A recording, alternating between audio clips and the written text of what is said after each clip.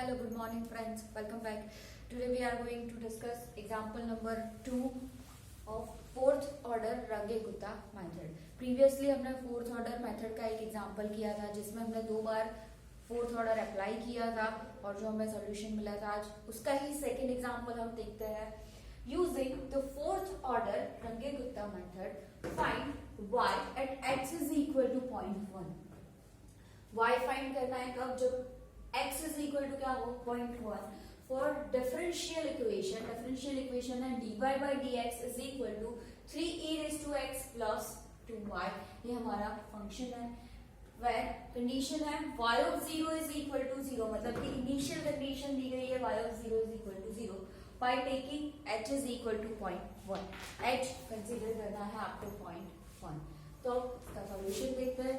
पहले तो ये चेक करना पड़ेगा कि फॉर्मूला आपको कितनी बार अप्लाई करना रहेगा. तो कंडीशंस है वो देख लेते एक बार. Given x0 is equal to 0, y0 is equal to 0, h is equal to 0.1. अब अगर हम x फाइंड करें तो x क्या होता है? x0 plus h. ये हम देखते हैं कि हमारा जो x आ रहा है वो डायरेक्टली हमें जो वैल्यू फाइंड करनी है उसके लिए मिल रहा है कि नहीं. x0 0 plus h 0.1 is equal to 0.1. इसका मतलब ये 0.1 हमें किसके लिए फाइंड करना है? 0.1 के लिए. मतलब जब हम एक ही बार अप्लाई करेंगे x, मतलब x1 ही फाइंड करेंगे तो उसी टाइम पे हमें किसके लिए वैल्यू मिल जाएगी? 0.1 के लिए. तो इसका मतलब यहाँ पर फोर्थ ऑर्डर आपको सिर्फ एक ही बार अप्लाई करना है. तो आप कैसे चेक कर सकते हो? x is equal to x0 plus h put करो. यहाँ पर जो वैल्यू आ रही है वो जिसके लिए फाइंड करना है वो है कि नहीं चेक करो. अगर नहीं है तो x2 फाइंड करो, उसमें आपको मिल जाएगी वैल्यू. x2 में नहीं आ रही है तो x3 चेक करो, कहीं ना कहीं आपको वो वैल्यू मिल जाएगी. तो इससे आपको पता चलेगा कि वो आपको कितनी बार अप्लाई करना है. तो अब x1 मिल रहा है 0.1, इसका मतलब ये फॉर्मूला सब हमें कितनी बार अप्लाई करना है? वन टाइम ही हमें अप्लाई करना है. तो n is equal to first time मिलेगा तो n क्या होगा? 0 और x1 बोल सकते हैं x1 इज इक्वल टू 0.1. तो शुरू करते हैं. फोर्थ ऑर्डर का first formula k1 is equal to h into function of x0 comma y0. xn comma yn, n की वैल्यू हम क्या कंसीडर कर रहे हैं? सब में 0. तो x0 comma y0 h 0.1 into function of x0 0 y0 0. इसका मतलब फंक्शन में x की वैल्यू 0 पुट करनी है, y की वैल्यू भी 0 पुट करनी है. तो फंक्शन है हमारा 0.1 into function dy by dx is equal to 3e raised to x plus 2y.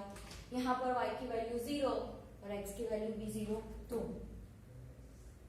3e raised to 0 plus 2 into 0. e raised to 0 1 बन जाएगा तो into 3. 0.1 into 3 is equal to 0.3. तो ये किसकी वैल्यू मिल गई हमें? k1.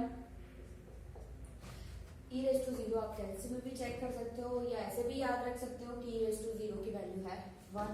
Then k2 is equal to, k2 का formula है h into function of x0 plus h by 2 comma y0 plus k1 by 2. जो लेटेस्ट वैल्यू मिल रही है वही हमें वहां पर पुट करनी है. h जो क्वेश्चन में दिया गया है 0.1 इंटू फंक्शन ऑफ x0 की वैल्यू है 0 plus h 0.1 divide by 2 comma y0 0 plus k1 जो लेटेस्ट वैल्यू मिल रही है 0.3 divide by 2 is equal to 0.1 into function 0 plus 0.1 by 2 मतलब 0.1 divide by 2 0.05 comma 0 plus 0.3 divide by 2 मतलब कि 0.3 डिवाइड बाय 2 0.15। फंक्शन में x की जगह 0.05 पुट करो और y की जगह 0.15। फंक्शन है हमारा 3e⁻x + 2y 0.1 into 3 into e⁻0.05 plus 2 into y मतलब कि 0.15। इसका मल्टीप्लीकेशन करो, देन एडिशन करो, वापस 0.1 के साथ मल्टीप्लाई करो। या आप कैलसी में एक ही बार में डायरेक्टली काउंट कर सकते हो। तो इसका जो आंसर है वो मिल रहा है 0.3454। ये कैलकुलेट करना है आपको कैलसी में। देन ये किसकी वैल्यू मिली हमें? K2। वैसे हम क्या फाइंड करेंगे? K3। K3 का फॉर्मूला है h into function of x0 plus h/2 comma y0 plus K2/2। Latest value से चेंज हो जाएगी। यहाँ पर K1 थी तो ये K2 is equal to h 0.1 function of x0 0 y0 भी 0 0 प्लस h/2 मतलब कि 0.1 divide by 2 y0 0 plus K2 0.3454 divide by 2 is equal to 0.1 into function of 0.1 divide by 2 0.05 comma 0 plus मतलब 0 को काउंट करने की जरूरत नहीं 0.3454 डिवाइड बाय 2 0.1727। हमें सिर्फ 4 डेसिमल तक ही कंसीडर करके चलना है। देन x की वैल्यू 0.05, y की वैल्यू 0.1727 कहां पर पुट करनी है? फंक्शन में। फंक्शन है 3e⁻x + 2y तो 0.1 इंटू 3e⁻0.05 प्लस 2 इंटू 0.1727 2 से मल्टीप्लाई करो। 3 इंटू e⁻0.05 दोनों का एडिशन कर दो, देन मल्टीप्लाई करो 0.1 कैलसी में। इसका आंसर मिलेगा आपको 0.3499। ये आपको मिल रहा है K3। फोर्थ ऑर्डर है मतलब कि K1 K2 K3 and last वाली हमारी K4 फाइंड करनी है। K4 is equal to h into function of x0 plus h comma y0 plus K3 h question में गिवन है 0.1 इंटू फंक्शन ऑफ x0 की वैल्यू 0 प्लस h है 0.1 comma y0 0 plus K3 जो latest value हमने find की 0.3499 0.1 function of 0 plus 0.1 0.1 comma 0 plus 0.3499 0.3499। अब function में x की जगह 0.1 अप्लाई करो और y की जगह 0.3499। फंक्शन है हमारा 3 into e⁻x + 2y 3 into e⁻0.1 plus 2 into y 0.3499। 3 से मल्टीप्लाई करो, यहाँ पर 2 से मल्टीप्लाई करो, एडिशन करो, देन 0.1 को मल्टीप्लाई करो तो आंसर मिलेगा 0.4015। ये हमें मिल रहा है K4।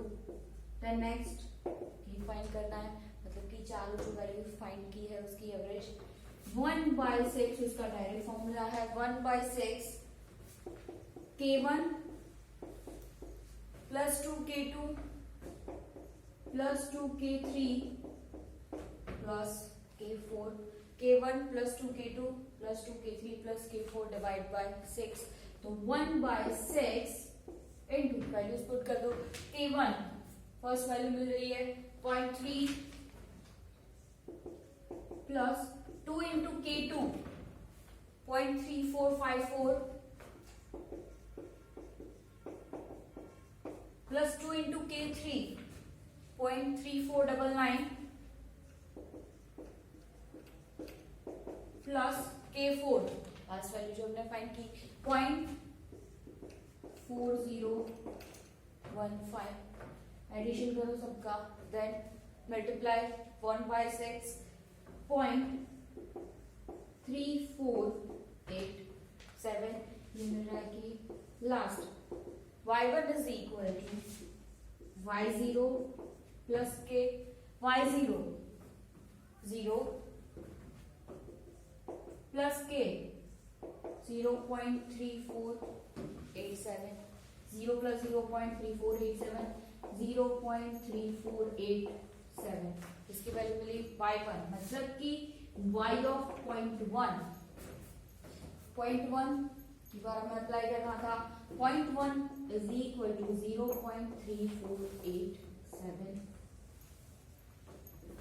0.1 के लिए है यहाँ पर हमें एक वैल्यू फाइंड करनी थी, सिर्फ एक ही बार फोर्थ ऑर्डर मेथड अप्लाई करनी है क्योंकि फर्स्ट टाइम में ही हमें यहाँ पर आंसर हमारा मिल रहा है जिसके लिए हमें वैल्यूज फाइंड करनी थी। जब x की वैल्यू 0.1 हो तभी y की वैल्यू मिल रही है 0.3487।